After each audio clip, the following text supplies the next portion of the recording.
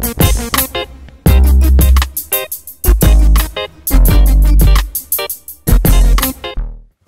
hi everyone and welcome to the second ever podcast, and I'm actually joined by a guy called Scott Syme who's sitting opposite me right now, but I should tell you this, Scott, which is I am calling this the Edward Hutchinson Podcast, which I think is a little bit egotistical.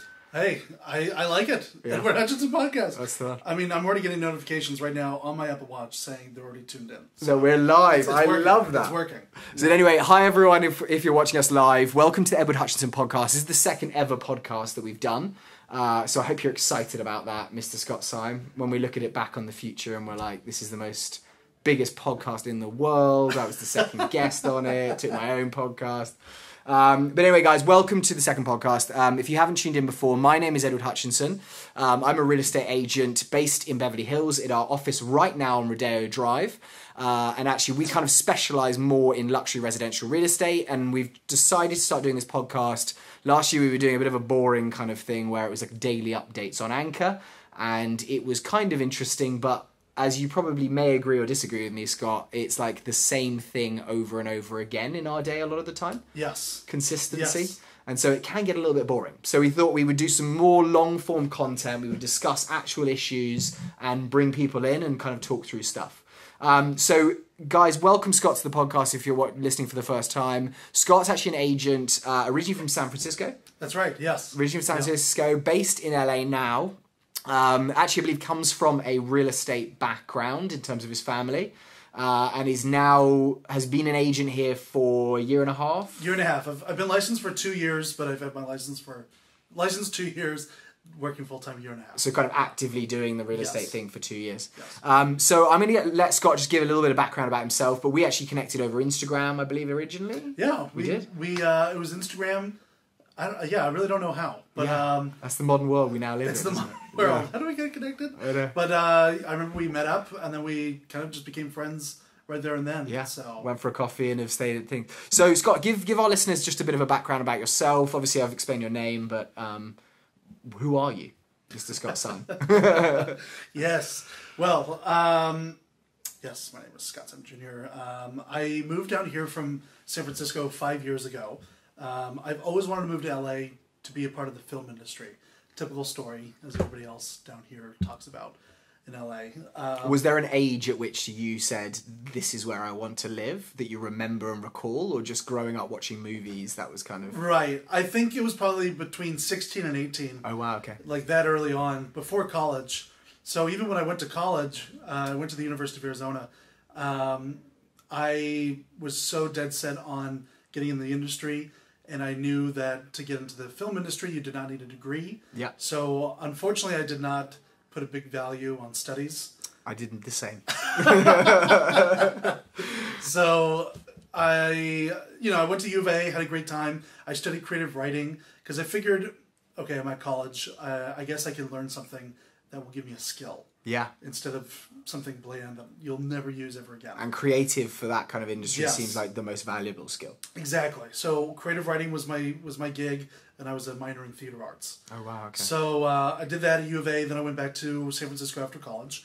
Then I still wanted to move to LA, of course. So I told my parents, I'm going to move to LA. And they said, how are you going to move to LA? You have no contacts. You don't know anybody. We don't know anybody. What makes you think that you're going to be able to get into an industry that you have no idea anything about? Positive, then. Yeah, very positive. Very, very positive, yeah. So I said, well, I don't know. I was working at a magic shop at the time up in San Francisco on Pier 39. Which is another passion of yours. I love magic, yes. Okay, we're going to get into that in a little bit, I think, yeah. So I was working at a magic shop at the time, and I was like, well, I'm only working at a magic shop here. There's, what's the difference? If I move down to LA, what's the worst that could happen? Yeah. So my mom was scared. She said, she's actually from Scotland. And she said, that's why we get along, that British... Exactly, it's that British genetics union. there. Yeah. She said, Scott, if you move down to LA, I'm really scared if you you know, if it doesn't work out for you and you're going to have to sell your body for money. Literally word for word. Literally, yeah. She's probably listening to this right now and she's putting her head on her. And does she sound like that still? Like got the Scottish accent? She still has a Scottish accent, yes. Because that for me is a big one where I'm like, I wear a suit every day. I play up to the English nature as much as I possibly can. Perfect. And I'm really worried that my accent's going to go. No. You know what I mean? Like 10 years from now and I've been surrounded by Americans for... No. She still has it. Okay, good. And even if it does wear off, you should just fake it. Yeah. So. Or you say acting classes and then just like learn to be English again. I like that. So, so I moved down here with $250 in my pocket. Ignored your mum. Ignore my parents. Yep. I did not. I didn't know anybody. I knew 2 people down here. Wow. I lived on a couch for 2 weeks, and then but the remaining ringing thought in my mind the entire time was, it's all going to work out. Yeah. Somehow, some way, it's all going to work out. The dream. The dream. So before I came down, my parents gave me great advice though. They said before you move down to LA, make sure you have some jobs lined up. Yeah. So I said, okay, great. So I came down for a weekend, and I got 4 jobs in a weekend, just, you know, hunky-dory things. In that kind of showbiz industry? Just anything. Yeah. So my first job was I was a trolley conductor at the Americana brand. Love that. And like actually giving the talk throughs. Giving the tours. I did. So that is showbiz in a way, kind of. I guess. I had 43 shows a day. It was crazy. Going around that thing. I mean, it was like a 10-minute tour. So. Okay. Still. So I worked there. I worked at a Disney store. I worked at a candy store. And then I was also hired at Knott's Berry Farm. But I turned that down, unfortunately, because the drive would have been way too far. What was the role? I think I was working on like one of the Rapids rides, Bigfoot Rapids. Like putting customers on and off the rides? Yeah. So please remain seated. To me, that seems like you very much, if anyone is trying to fill an energy-filled role, you tick the boxes because they offered you all those jobs. I mean, like all of those, I would probably finish that. And I love what we do because we get a lot of like face-to-face interaction with human beings and like talk to them about quite deep issues. Right. But I can imagine there, like that first 30 seconds is almost everything if you're doing a tour or you're getting people on rides or you must be exhausted. I mean, sure, but I don't know. I really enjoyed it all. And so feed off the energy. Yeah, exactly. So anyways, I was doing all those jobs at the same time, except for Knott's Berry Farm. So I worked those 3 jobs at the same time. Then I was able to find a roommate who was a friend of mine. I moved into a spot. It all worked out. And I was just coasting. But now I needed to figure out how am I going to get into the film industry. Yeah. I figured if I'm at the trolley and I'm giving these tours, it's a silly job. I don't really want to be there, but I don't mind doing the job. Yeah. But I might as well just be interactive and talk to people. So one time I did a magic trick for some lady randomly, for her and her kid, and I asked her off the cuff. I said, "So what do you do?" I don't know why I asked her that. What do you do? She said, "Well, I'm an owner of a company that creates and develops theme park attractions." And I said, "You're kidding me!" And I said, "I love theme parks. Like you have no idea. Like I love theme parks." So she said, "Well, here's my card." 3 months later, she came on the trolley, and she said, "Do you remember me?" And I said, "Yes." She said, "Well, how would you like an internship at my company?" And I said, "Of course." So I got to work there, and then I also landed a job at CBS as a page.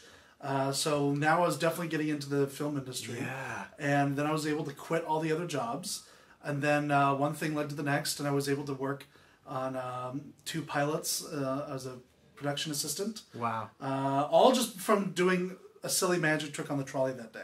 So that's like when everyone says like, oh, God's plan or there's karma or anything like that. Right. Like I feel like in our lives we definitely have those moments almost sometimes. And that seems like that could have been one of those like pretty special moments. It was, that was definitely the fulcrum of it all. Yeah. I mean, it's like Kevin McAllister. If he didn't change the batteries in his Talkboy FX Plus at the airport, he wouldn't have been home alone in New York, you know? That is so true. But but like, I think about that with our industry a lot because I think a huge amount of people are like, oh yeah, well I could call all the neighbours and let them know, but they're probably gonna, like, excuses is fucking everything, I find. Yes. And so it's like, oh yeah, well we could run those ads, however it's probably not.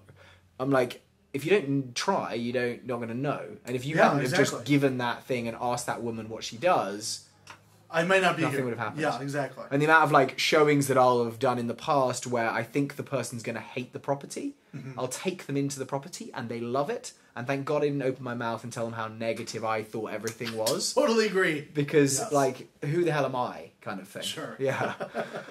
So that is awesome. So, obviously, kind of moved to LA, I think as a lot of human beings, and especially Americans, do across the US to get into that kind of industry. Because this is the home of everything, really, in terms of that. Yeah. Everything's down here. If you want to get into music, if you want to get into acting, show business, it's all down here. Used to be want to get into porn. This was the place to go, and then they changed the law or something. Yeah, Van Nuys put a new law. No, really? No, I swear I heard that, and then I've recently thought, like, I haven't actually seen any porn people around. Yeah, neither have I. Hollywood, I think, used to be quite that vibe a little bit. Yeah. But anyway, that's quite interesting. So, obviously, you got into show business, was enjoying that. So I was doing that, did that for 3 years. Okay. Worked for Lionsgate Studios in a department that created theme park rides as well. That's awesome. Worked at Disney, worked at CBS, and then that other independent theme park place, Super 78. Okay. Anyways, one day I told my dad,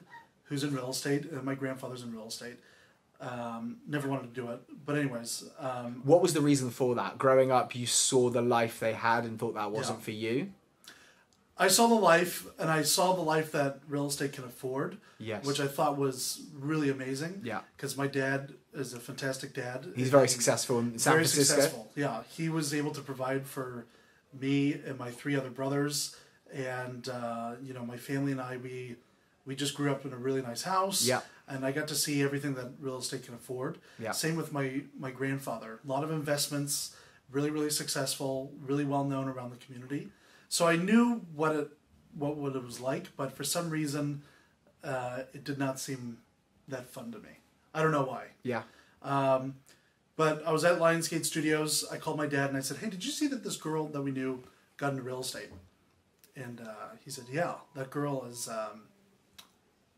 I won't say what he said, but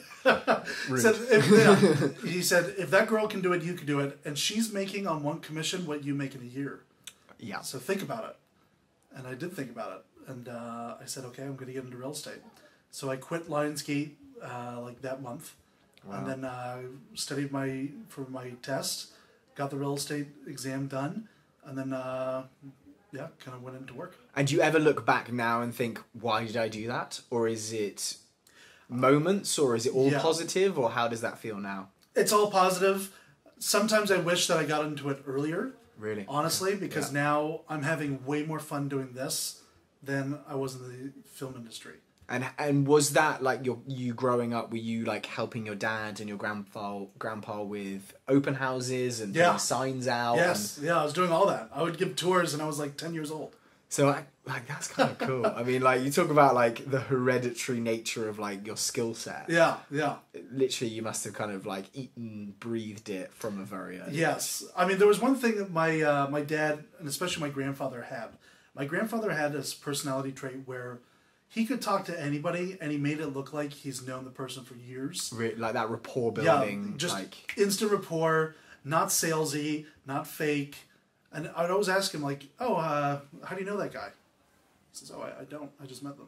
I think that is one of the most valuable things in real estate. I agree. Because it's an odd one where actually you are side by side, in my opinion, with someone going through the most difficult... They always say, when I worked in London real estate, they used to say the 2 most stressful things in your life, number 1 is getting a divorce, number 2 is buying a house. Wow. And so if you're taking someone through that process...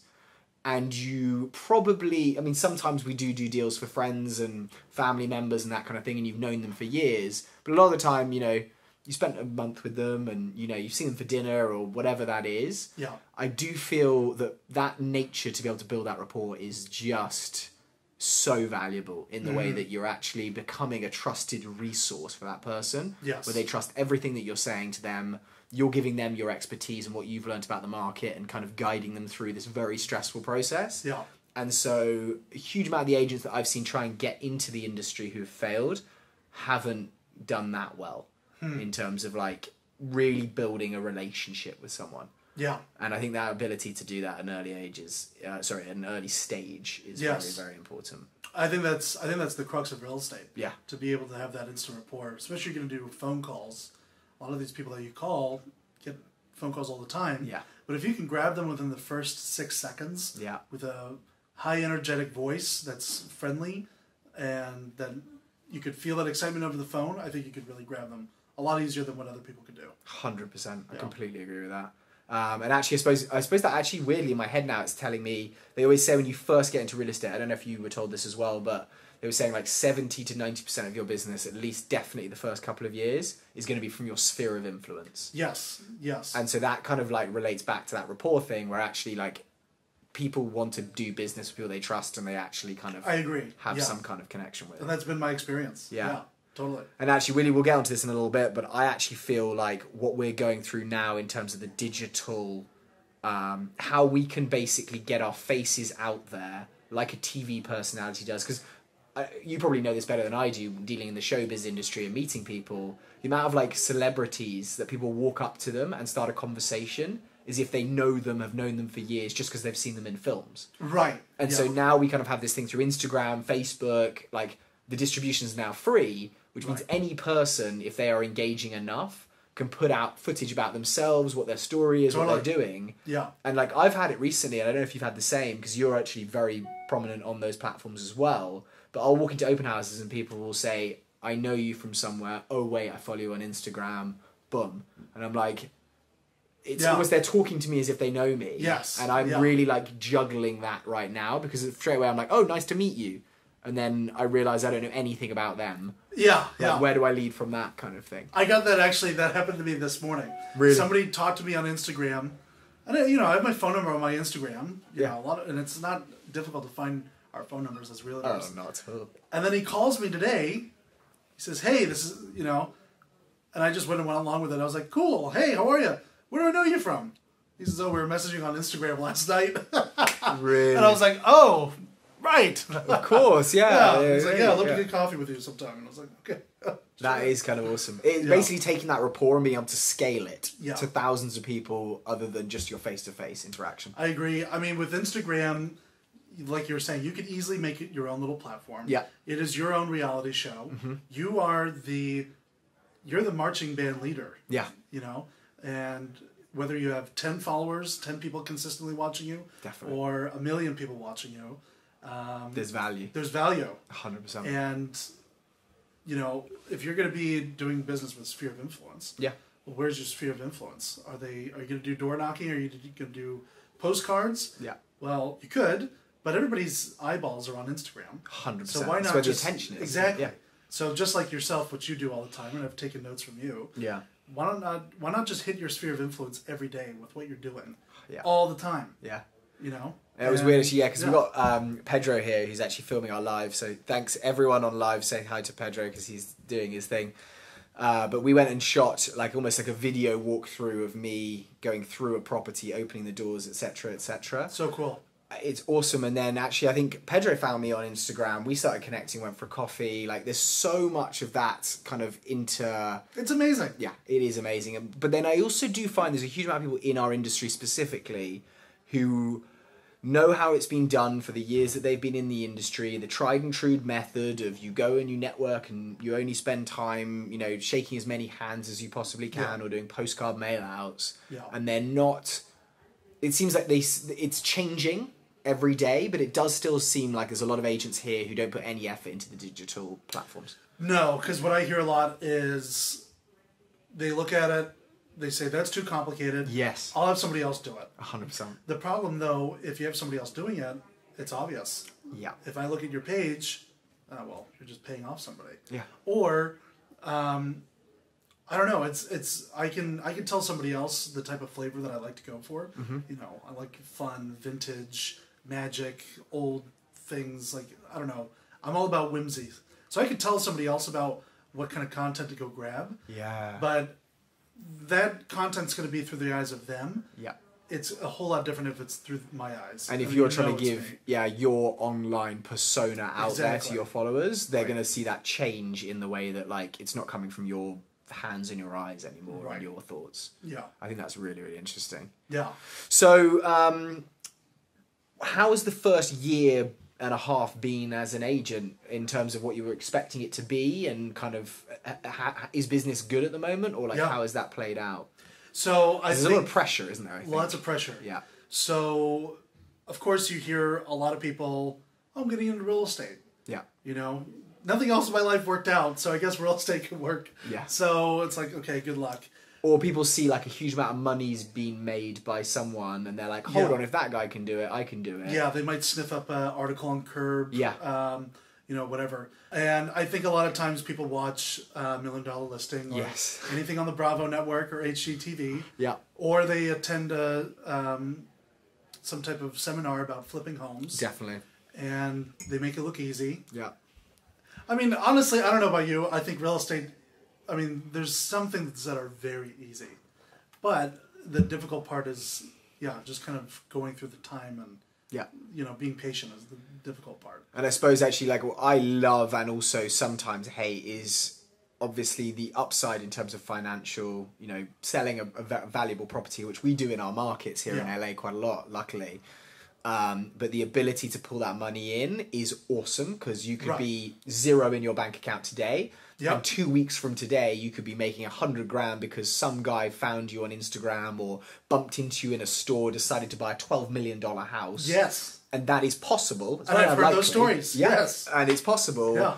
However, the other side of it is actually there's no salary. There's no salary. It's no all guarantee. Commission based, no guarantee. You have a couple of slow months and your bills are going out. That's and right. The stress levels, I believe, can get pretty insane on that. That's right. Yeah. So definitely I knew going into it there was going to be no money going into it. And I suppose that's the advantage actually of where you've come from, of kind of having the network of your father, your grandfather, who they interact with, and seeing agents from an early age. That's right. Yeah. So I was working at, I was getting paid hourly at a real estate office that did foreclosures. Okay. I wasn't a big fan of them. I thought they were kind of unethical. Wasn't a big fan. No one's really happy in that situation, are they? No, it's not a happy... Losing your house. Smile. Yeah. I had to go knock on people's doors in Compton. So, a big, tall, smiling guy coming to your door. And telling them that they're going to I'm surprised I didn't see a gun drawn. Yeah, no, I mean... Yeah, it was crazy. Because we'd go at 8 o'clock at night. Wow. Yeah, insane. I suppose because that's when you guarantee someone's going to be home. That's right. Okay. That's right. Very dangerous. Yeah. Quit the job. But then I actually, through Instagram, I saw a guy that lives in around my area, looked young, successful, hit him up. We got a coffee 2 days later. He invited me to work at his brokerage. I interviewed with his broker. I got the job. They hired me on, and I started working with him. Yeah. We struck up a deal where he had 3 buyers at the time. Yeah. And he said, I will give you some money if you just help me be my right-hand man on it. So I was his TC on those 3 transactions. Okay. And I was also his right-hand guy. So which is a transaction coordinator for anyone out there. No. Because we use that term all the time. The lingo. Yeah. Actually, I think I said it to Pedro earlier, because like Susan, who's obsessed with like George, our little Pomeranian that's in the office right now, she loves him so much. I was like, oh, she's a TC, and I was like, oh, TC, transactional coordinator.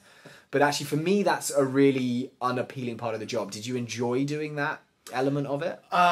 It was difficult, but I thought it was enjoyable, so I could figure out and learn contracts early on. Okay. Because again, kind of going back to studying creative writing, learning the skill. Yeah. May not be great, but you're getting a skill out of it. Definitely. So learning the contracts was good. And then I was showing his clients open houses and kind of doing all this stuff. Anyways, he gave me some money at the end of those transactions. So I was able to make some money at the very start of my first year in real estate. But, it wasn't a lot. We're not talking... And did you feel like it was in value for what time and effort you're putting into the actions, or was it kind of like, well, why is this guy making that much money? I'm getting a little portion of it, even though I'm doing the lion's share of the work. Yeah, I never got like jealous or felt like I should be getting paid more. I just felt extremely grateful and lucky to be a part of this, to be able to shadow somebody that intimately, and seeing all the negotiations, seeing all the steps of what it takes. Yeah. Because I feel like that is really lost in our world. 100%. You could be a mentor to somebody and you could tell somebody how it works.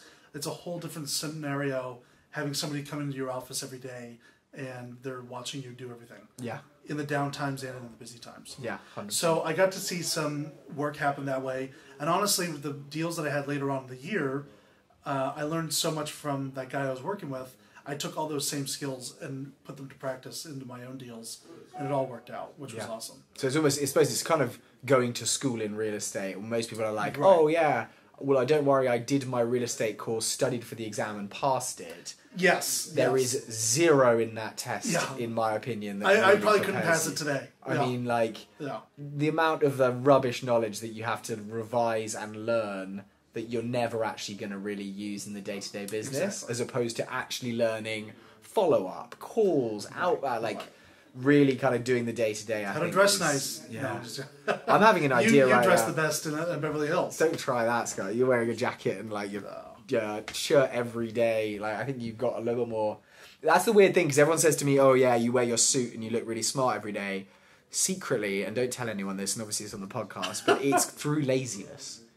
Because all I have to do is choose what shirt and what tie and cufflinks I'm wearing. I completely agree. And we live in LA, and like I see all these people. Yes, they're wearing jeans and a t-shirt. In fact, great example of that is Mr. Chris Ricks there, who is looking like a fucking fashion model. And I do not have the taste, time, or effort to go through and pick the right stylish t-shirt and what that. Like my wife looks at me and she's like, "You're either in a suit, a wetsuit, or tracksuit." Like, and that's all you go between. That's it. Yeah. Wow. Which is actually pretty easy, and I love it. But yeah, I think there's a lot of people out there who I put my creativeness into the content, not the dress as much. But I think the dress is great because when I think of real estate or high-end real estate, I do think of guys in suits. Yeah. But the way you play it up with cufflinks and different colored ties and shirts. red socks every day. And red socks, exactly. I think that makes all the difference. So how does that relate in terms of, because obviously you've got experience with your father and your grandfather in the San Francisco market, because I came from London real estate. My brokerage would make me clean shave every day, unless it was a religious thing. Is that right? Yep. And they would make me wear a suit every single day. Wow. And I would work from 8 a.m. to 8 p.m. on the clock. Okay. And one day of the weekend, every other weekend. It was a bit of actually like a kind of slave labour situation, but in terms of cutting my teeth, I absolutely loved it. Yeah. But every agent that I ever met wore a suit. What I've heard actually since I moved away from London 4 years ago is actually now what's happened is even guys in like working in banks in central London, they started relaxing the dress codes. It's like, really? Oh, don't have to wear a tie anymore. Oh, you know, like, so it's actually played down. Is that the same in, because they're both in California. Yeah. San Francisco's a bit of a different feel to LA. Right. What do agents wear there? Agents, I think it's dressy casual for the most part. Okay. I actually take a lot of hints from my dad. So a lot of Vineyard Vines. Yeah. Nordstrom is my favorite store, of course. It's like dressy casual up there. So it's kind not of a whole lot of suits. not black tie, No. not suits. Yeah, no. But it's kind of between your casual, like a jacket with a t-shirt or a shirt, and okay, I kind of like that. I like just like what you're wearing. I like what I'm wearing. Yeah. I just like being dressed up but casual, I guess. How important do you think that is? If we're talking to new agents right now, this agent's about to get his license. Yeah. He's thinking, right, the next year I'm going to plan this out. Dress code, is that personal brand? Is it how you're being received by the client? Do you think that's valuable, or do you think actually? I think it is. I mean, now we're talking all about fashion with here, but I think it really is important because that is part of your branding. Not as important as the rapport building. I think it goes hand in hand, honestly, because the person I worked with, where I got the experience from at the different brokerage, was very chic. You know. Really. Really good dresser, but super casual. Yeah. I couldn't pull it off. Okay. A lot of thought behind it, I guess. I don't know. But for me, I'm more dressed up, but kind of casual dressed up. Yeah. And it's because I'm in Beverly Hills. I mean, not because I'm in Beverly Hills I dress up, but I don't know. I think it all has to do with your character. I think I think if you're going to get into real estate, identify who you are as a character almost, and just dresses play up to it. Yeah, dresses you would, I guess. Play up to it. No, because I think that's so true, because there's definitely certain agents that I will see and they're not wearing a suit, but they wear their vibe. Yeah, that and works for them. straight away. And also everyone else who's kind of in that vibe then becomes like the perfect client almost, because they're like, oh, well, you kind of Absolutely, like me. And totally agree. it's a great actual business generator as well, I think. I agree. Yeah. So how much magic do you still do? Well, a lot, I guess. I don't know. Like, as in, it's kind of, you're practicing every day and still kind of seeing it as a future, or it's like a nice thing on the side? It's or... a total hobby, total thing on the side. I do it at my open houses. I've seen, like, I think actually that may have been one of the first videos that I remember, is a video of you, and I think you were like on a kitchen island or something, and there was something coming out of it, like a card coming out of the glass or something. That's right, yeah. Which was... I still bring that to the... Awesome. Yeah, thank you. Because actually, like, in fact, Pedro and I were having this conversation earlier where he was saying the early agent, when they get into the industry and they're turning around to other agents and they're saying, what do we, like, how am I going to generate business? What am I doing? And a lot of the advice normally is like, okay, go to the bigger agents that have open houses and see if you can host their open houses. So Pedro was asking me, how does that relate? You know, like, what happens? So you host the open house, the buyer comes in, they make an offer, they give you a bit of a commission, or what is that? I was like, not really. It's more of just like a business generator. And, you know, if you've got the sign-in sheet of the open house and a couple of buyers who walk in who are thinking about buying in the next year, and they're not represented by an agent, that is your opportunity to pick up a new client and to potentially really build that rapport straight off the bat. Yes. And when I saw what you were doing with Magic, I was kind of like, oh, it actually kind of boils down to what we first discussed in the podcast, which was like, you know, your interaction with that woman. Yeah. Straight away, she's kind of impressed in some way. She's building the, like, reputation, like, she's kind of thinking, oh, who is this guy? You obviously stuck in her memory because she came back and said, come and do an internship. Yeah. So do you use that as an element? Like, if a buyer walks into one of your open houses, is that how am I going to stand out and kind of make an impression, or how do you play with it? Yeah. I figure some people bring wine and cheese or champagne. Yeah. Or some type of baked good or whatever. I just bring magic because it's free. Yeah. Especially in LA as well, you can spend a huge amount of money on like bagel spreads. I'm just bringing the same deck of cards. Yeah. So, but lately, what's been fun is I've been setting up like a whole thing on a table. Like somebody at my last open house asked me, "Is this part of the staging?" That is incredible. And I never make notice to it. I mean, I have cards, like a deck of cards, fanned out in like a rainbow. And then I have another cup with a deck of cards inside of it. Yeah. Then I have what's called a dove pan. It looks like this metal contraption. And I have candy inside there, so you can get candy out of it. And then I also have like a note in a bottle, and then like this box that has different stuff in it. So it's like I've made it into this. It looks like a shelf like from Disneyland or something. That is awesome. So anyways, I don't make any mention of it. But if somebody asks about it, I'll say, well, it's really interesting. I might be the only realtor in LA who's also a magician. And then you go and into they're like, it. Really? Well, can we see something? Sure. So I never press it on them because... And I suppose that's probably something you pick up and you learn in magic, is you don't want to walk up to someone, tap them on the shoulder and say, I can do tricks, watch this. Yeah, it's really awkward. It does not go well. Yeah, I mean, it's all about the approach, but yeah, it doesn't go well. Because then you come off as a total amateur. You're like, hey, I'd like to show you some magic tricks. It's like the kid doing the magic trick kind of thing. But when they ask, it makes it more mysterious. And I don't know. It's kind of like, I think about the story afterwards. It's kind of like the Twilight Zone. Yeah. Yeah, we were at this open house.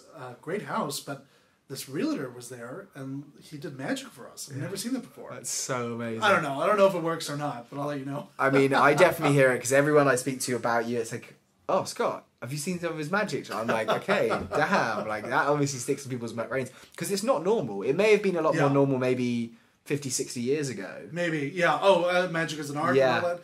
Yeah, it's not, I mean, especially in a day and age of technology and all this stuff. But I do think that magic is coming back because I think, especially in LA, we're all about experiences. 100%. And there's magic shows that are happening more and more often around the town. We definitely do have the Magic Castle in Hollywood, which is a private magic club. Well, we still got to go one of these days. Are you allowed to take me if it's a private club? Yeah, I could pull some strings. Sneak me in. Yeah. No one try and get in if you're listening to the podcast right now. No, you will not get in. You will lose your head and hand or something from the magic trick.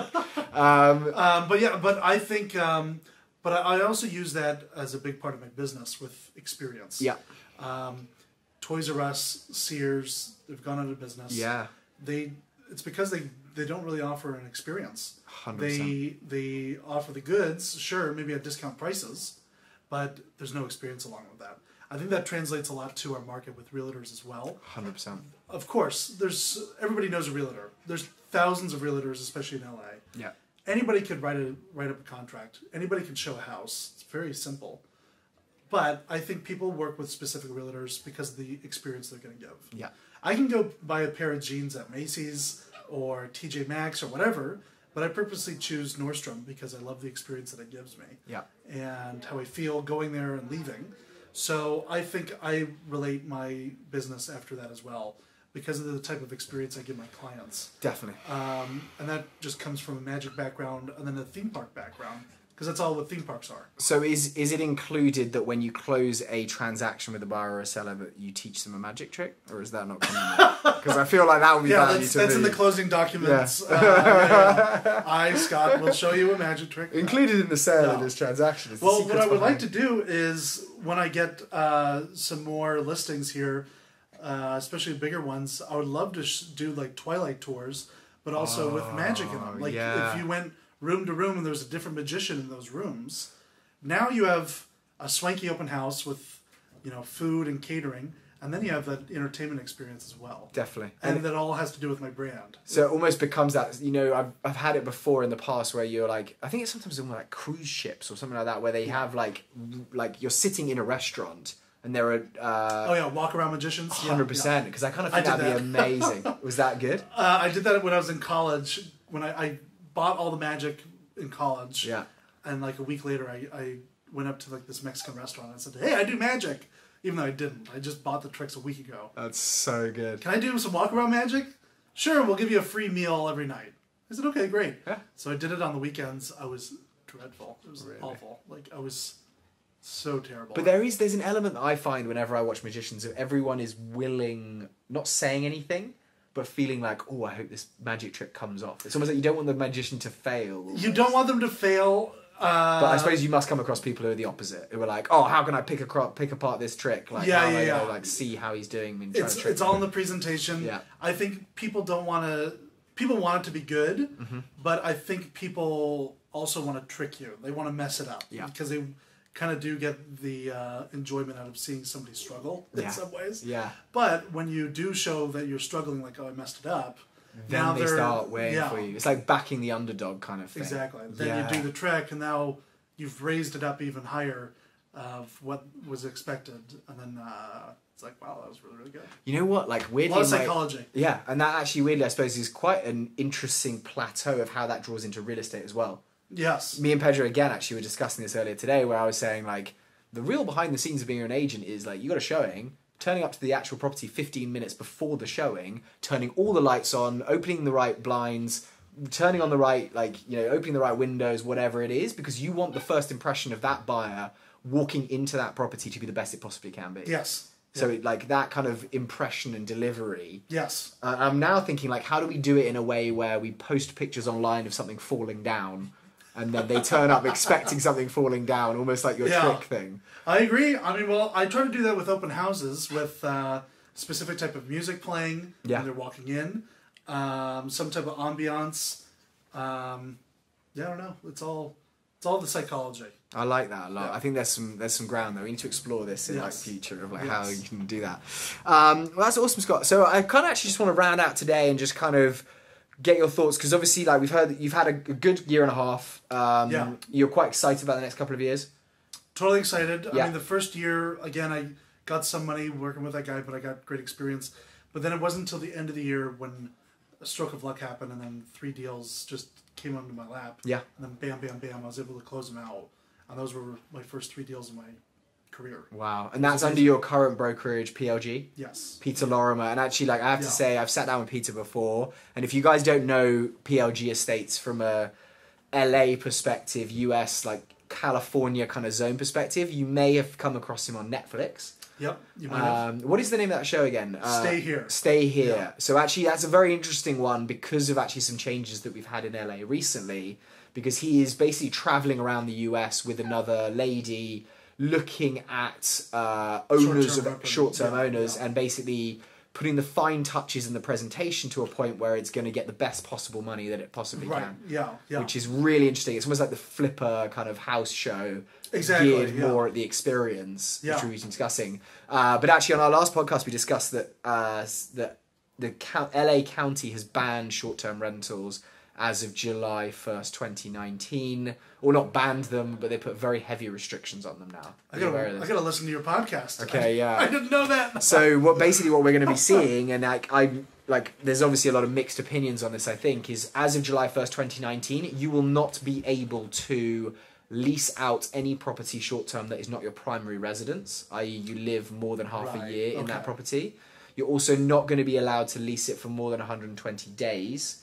And you're not going to be able to do the kind of I'm living there and leasing out like the back unit kind of thing for like more time than that. Yeah. And then there's also going to be elements of you need to highly detailed record log of all of the things you've done. You need to pay a fee to the city, I think about $800 to get your code that you can effectively like then put on the Airbnb website. Jeez. What are your thoughts on that? Because I think like our government loves money. They do, don't they? And they need it, apparently, as well. Apparently, but our roads are still bumpy. Oh, yeah. That's another good conversation. And after this rain in the last couple of days, I don't know if you've seen some of the holes that I've been trying to avoid on the road. My friend is currently at the mechanic right now. Because of that. Yeah. It is crazy sometimes. I think short-term rental is interesting, and I think it's a cool income stream. Yeah. But I know that I'm sure you get this like as well. Well, what if I just bought this and just Airbnb'd it out? Yeah.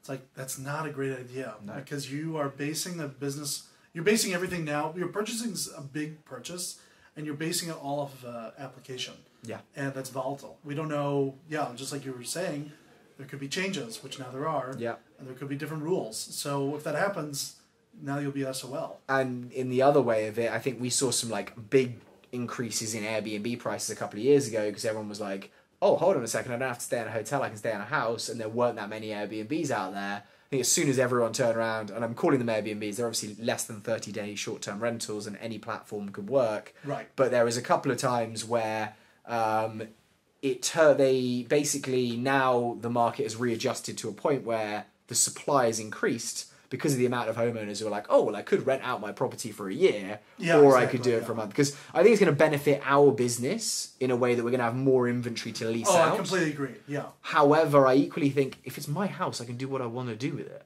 Yeah, and I agree with that as well. It's a weird one, isn't it? See, what I would do is, if I had a back unit, let's say, yeah, and I'm living there and it's like my granny flat or something like that, you can do Airbnb with that, right? You can, but not more than 120 days a year now. Right. What I would do, this is just me thinking out loud, I'm just thinking right now, I would just charge a big price. Yeah. And maybe do it maybe a couple of weekends out of the year. Yeah. And make this whole gigantic curated, like experience. Almost like concierge experience. Yeah. Where you get the weekend with me and I'm going to show you everything in LA and all the biggest restaurants and charge like a big fee for it. That would be awesome. I don't know.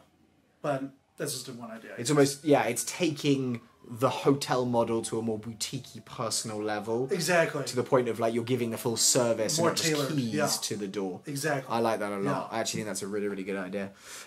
So on that, I suppose like let's finish out, Scott, just with the future and kind of, are there any trends or anything that you're seeing, not just in the real estate market, but with how society's changing or anything like that you think I need to pay attention to this if I'm a real estate agent in 2019, or do you just think it's a constant flow of like what we've kind of seen over the last 5 years in terms of like more digital and is there anything that you would kind of put out there as an idea for anyone? Sure. I definitely think Instagram is super hot right now. Yeah. But, again, apps, you never know. It could be 100%. Super hot right now and maybe in 6 months it may not be anymore. Definitely. I mean, look at Snapchat. Snapchat's still around, but definitely not as popular as it once was. There's not as much attention there for sure, is there? So I think Instagram is really great right now. I think digital stuff, Facebook ads, Instagram ads, I need to take more advantage of that personally. Yeah. So I definitely think there's a lot of value there, especially creating your own audience. Yeah. I think that's great.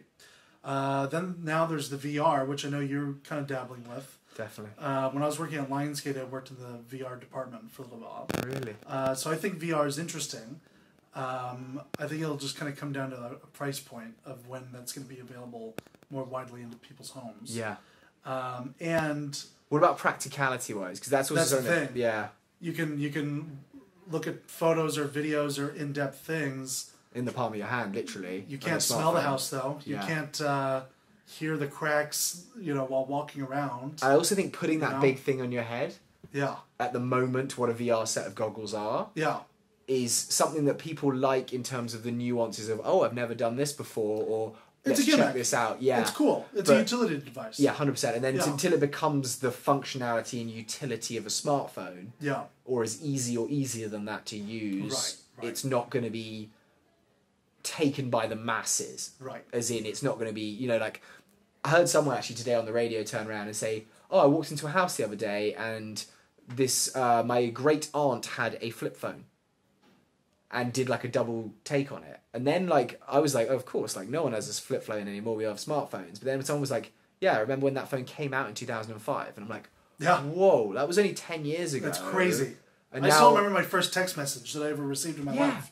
Do you want to go see Finding Nemo at 3:20? Do you remember taking 10 minutes to do it by going Yeah. A, B, C, D, E, Yeah, F? I Like, couldn't that believe it. was so Yeah, annoying, it's crazy. But that was normal back then. Yeah. And now people were like, How do we live? yeah, how do we live without that? How did real estate exist back then know, without the yeah. MLS online and all this jazz? Yeah, it is pretty crazy, isn't it? Actually, me and Chris Ricks, who joins us on LA Mansion Talks, were having that debate the other day because he's on the ethics board for Oh, really? Beverly Hills Association of Realtors. Yeah. Oh, very cool. So he sees complaints constantly Mm-hmm. of, oh, wow, this person's made out like it's their listing. They've put an ad in this paper. They haven't put their DRE license on it.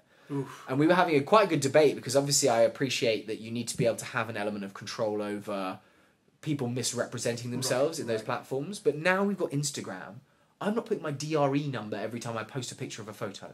I don't even have it on my profile. No. Yeah. And he was kind of saying to me, look, there's another side to that, which is, you should be, because if someone comes across your thing, how are they going to identify you?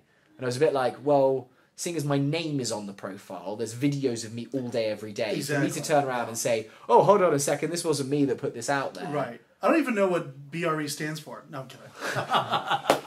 But literally, I was kind of like, that needs to evolve in some way. Yeah, I think I just think real estate has just been around for so long. Yeah. And, the community it's very rare, in my opinion, to see young guys like us in the industry, just because of the margin of not making any money for the long time, for the first 100%. year. There's a massive dropout rate. It's a isn't there, massive on that? dropout rate, and there's a massive rate of people who would like to do real estate, but because of that factor, they can't do it. Yeah. So seeing, us young people, I think it's not rare, but it's not. I don't think that's the norm.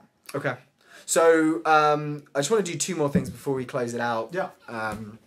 Scott, so what we're going to do is predictions on markets. Cool. What are you thinking? LA and San Francisco. Same boat because they're both the same state. Different because I think they do vary massively, and you probably know a lot better than I do. We actually sold one for 7.6 million in San Francisco last year, but literally apart from that and doing comps reports and everything and working out what the value was, I don't think I've ever shown another property in San Francisco. So we've obviously had a very, very strong bullish few years in LA. Do you think that continues? Do you think that Yeah. goes we start losing value on property, and how does that relate to San Francisco? Is it the same or is it different?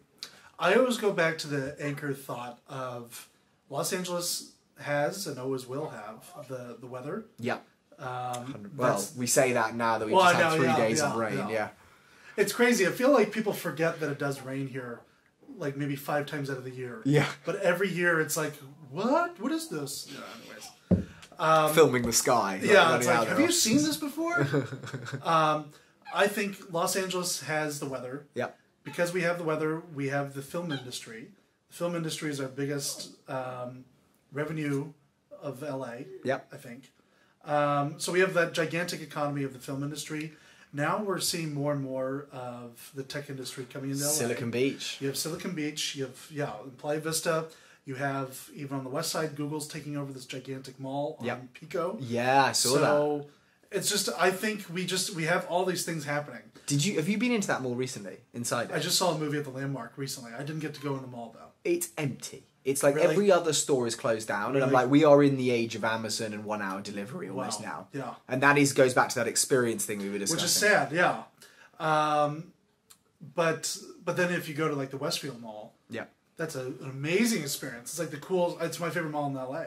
I feel like they've clocked onto it and put the shift in where it's like people aren't going to come to the mall necessarily to buy the 8 things at the best price that they want. Right. If they're going to buy something, they want the experience, which you were talking about earlier. Right. And things like gyms, cinemas, like Right. where you can go there, almost like the... Well, it's like a Grove, 100%. just to hang out. Yeah. I might not buy anything, but just to be there is fun. Yeah. Surround yourself with the people that you like. Maybe I'll get a coffee. Yeah. Maybe I'll get a cologne. Who knows? I don't know. We'll see. I don't know. We'll see how it takes I us. don't buy cologne. I just go to Sephora and get the free samples. So you think that's do you think that's gonna the LA market in total, like there's gonna be areas where there's a lot of shops and things like that, and if they don't adapt, it's gonna... I think there needs to be some people that need to adapt and go in the more experience base. Yeah. But also, I always, at open houses or just talking with people, everybody's waiting for the big crash to happen. But I don't know. I always ask them, do you have a crystal ball? Yeah. Then they ask me, do I have a crystal ball? Because I'm a magician. And you say yes. No. No. Anyways. But I think that's really difficult to... If you're going to time out the market, what makes you think that you're going to be able to get in there first if everybody else is timing out the market as well? 100%. And then I don't think we'll see anything like 2008, in my opinion. Yeah. Because our economy is so good right now. Mm-hmm. Lately, everywhere I go, I've been seeing help wanted signs. So unemployment is super, super low. Yeah.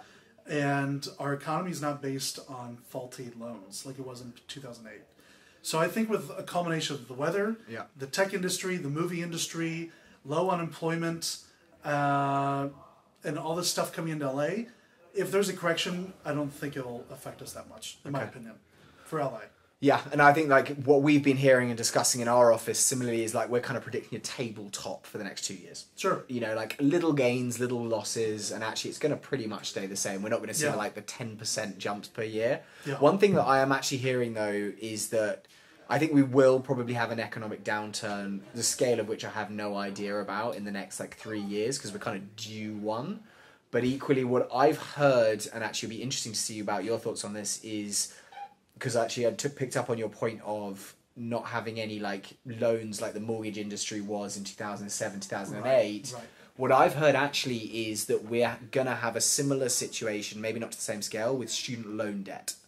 Interesting. Because effectively over the last 15 years, we've created an environment where our parents turn around to us and say, you go to college... You go to one of these amazing colleges and you basically have a tick box saying you've got the job. Yeah. Huge amount of those people have gone to somewhere, studied a degree that's actually just basically them doing a tick box. Yeah. They've left the university and it's not led to them getting an income level like what their parents did where they can pay back that debt. And apparently in the US, which I think is crazy, putting that out there before I say it, you cannot declare bankruptcy against student loan debt. It's the only debt you can't declare bankruptcy against. Is that right? Apparently. I didn't know that.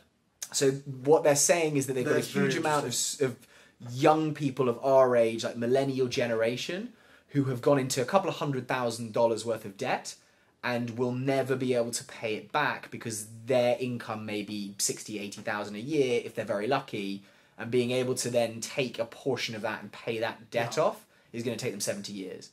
Yeah. And so those student loan companies are never going to get the money back. It's insane. And so what happens in that situation? I mean, I guess something just needs to change. Yeah. Because it's the big cycle right now. Go to college so you can get a good job. Yeah. You got to get a good job so you can pay back your college. Yeah. So it's like, it's a vicious cycle. And college here is insanely expensive. Like, I was in college in the UK, and I think I was the 3rd year when you actually had to pay for college. My parents went to college for free. Is that right? Yeah, government paid for all of it. And so therefore... Did they really? The government did? Yeah. Really? If you went to get a degree, the government would pay for it. Basically, in terms of the tuition, if you were doing your living situation, you were paying that. But they did a massive pay increase where people had to pay £3,000 a year to get their tuition, and everyone freaked out. And then I hear about some of the colleges here where they pay $60,000 a year. Yeah. And I'm like, oh my God. I can see there's value in education, but actually now I've got a smartphone in my pocket. Yeah, really. I've always, like I said earlier, I've always just placed a huge value on apprenticeship. Yeah. So like I was saying, shadowing with that other agent. Definitely. I learned way more than just in the classroom. Yeah, learning stats and statistics now does not seem to be Yeah. valuable because I can find that out in 10 seconds by typing it into my phone or saying it. Right. Whereas the skill of what to do in a situation, people will pick that up a little bit through YouTube and Yeah. that kind of thing. But it's definitely, I think you're right. It is skills is now the value, not how many moons are around Saturn or like, you know, like... Right, which I think is important. But I think it is interesting, though, this is now doubling into an off-topic, but I think there is something to know about different things, like history and different events that have occurred and different random topics. Definitely. Knowing it as opposed to accessing it on a third party, because... I don't know, I just think of like different things, like if the third party messes with different things. Yeah, or, true. I don't know. Do you trust the kind of source that it's coming from? Yeah. Which I suppose is the same if you've read it in a post, like before and remembered it. Because I read Wikipedia all the time. Really? I remember in college, though, that was a huge no-no. Oh, yeah, because people could edit it, and then Exactly. literally you're reading what someone's edited, and you don't know who the source of the information is. Yeah, definitely. So, I don't know, we're living in an interesting time. We're living in great times. Yeah. It's an interesting time. Best time to ever live as a human being, in my opinion. Like we just have it great. So what about... So we talk about the LA market. I think it's going to be a tabletop. You're thinking actually it's kind of similar from what you're saying, that we're not going to... We may have some downturn, but it's impossible to kind of forecast. You're not expecting big raises. Yeah. San Francisco, on the other hand, I'm hearing, and this may be because we're in the Silicon Beach market, that there's a huge amount of people in the tech industry tending to move out of San Francisco. Yes. Because it's not kind of the Silicon Valley in terms of that's the place you have to go for a tech thing anymore. And because of the interconnectivity of the world that we're now in, people can work from anywhere. Right. And a lot of those people coming to LA or to other cities. Is that something you're hearing from your dad and seeing, or is that just kind of headlines? I think that's a mixture of both. Okay. I think a lot of it is the Bay Area is just so expensive, and that people are moving out. And there's a huge amount of homeless people there as well, isn't there? Like we live with that in Venice a lot. Yeah. But I'm hearing it's actually crazy on some of the streets. It's bad. Yeah. And got a lot worse recently. Yeah.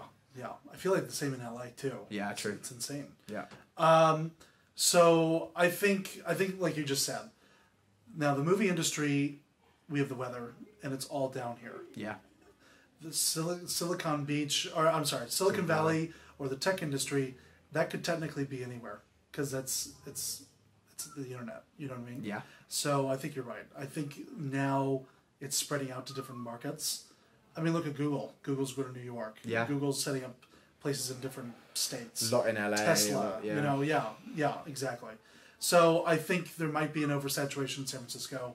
People are moving out. I've even heard of people moving to Sacramento, and they commute to San Francisco. Wow. It's insane.